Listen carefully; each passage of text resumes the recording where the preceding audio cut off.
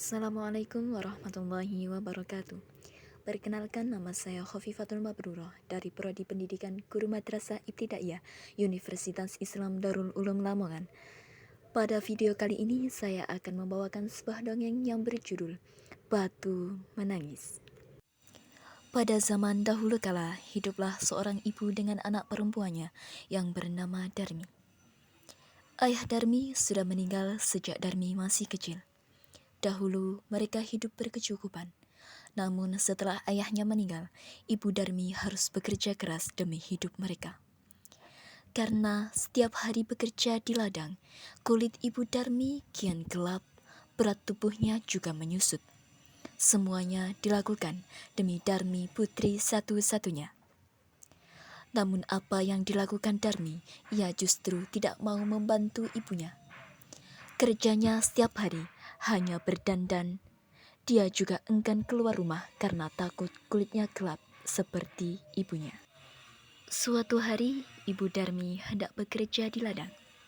Ia hendak bekerja sampai sore sebab musim panen telah tiba. Ibu Darmi berkata kepada Darmi, "Darmi, bisakah kamu memasak hari ini, Nak? Ibu tidak bisa pulang hari ini karena harus menyelesaikan panen kita. Jika sudah selesai masak, maukah kamu mengantarkannya ke ladang untuk ibu?" Darmi yang sedang menyisir rambutnya yang indah terkejut lalu menjawab, "Tidak mau, Bu. Kalau aku masak, nanti rambutku bau tungku. Aku kan habis keramas. Lalu kalau aku mengantar makanan ke ladang, kulitku jadi hitam. Aku kan habis luluran." Ibu Darmi bergeleng-geleng kepala dengan sedih. Di ladang, Ibu Darmi bekerja dengan keras. Dia mengumpulkan hasil panen. Besok dia akan menjualnya ke pasar. Dia tidak memperdulikan perutnya yang lapar. Saat lelah, dia beristirahat sambil meminum air kendi yang dibawanya. Sambil berdoa dalam hati, "Ya Tuhan, tolong kami. Ubahlah anakku. Lepaskan dia dari sifat malasnya." Setelah pulang dari ladang, Ibu Darmi pulang ke rumah. Betapa terkejutnya ia melihat tidak ada makanan yang bisa dimakan. Darmi sama sekali tidak memasak.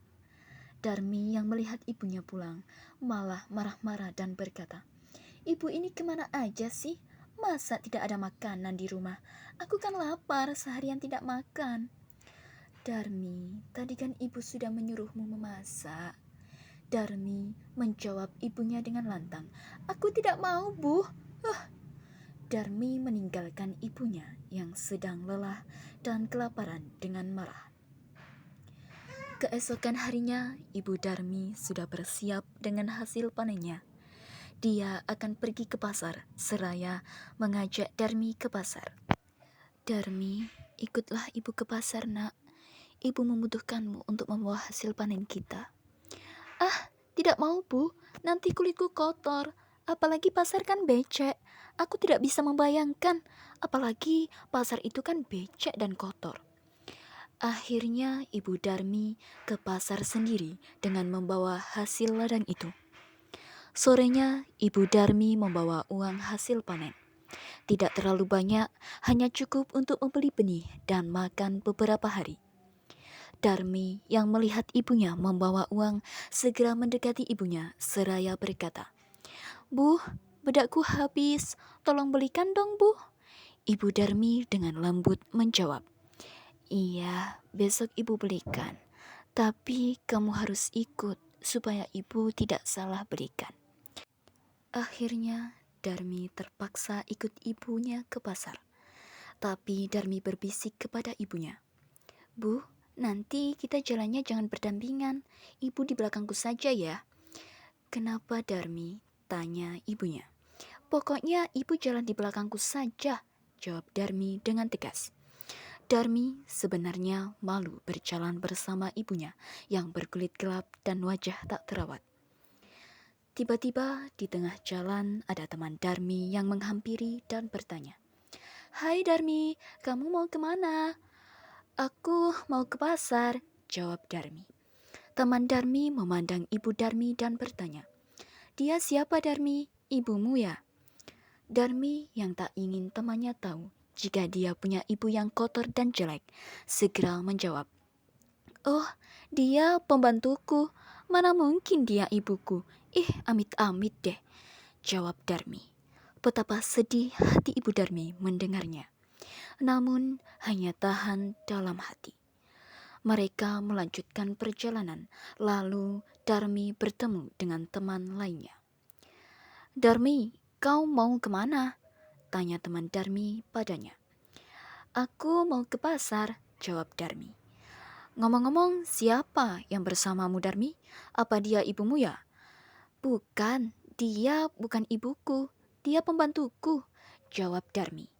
Lagi-lagi hati ibu Darmi semakin sedih.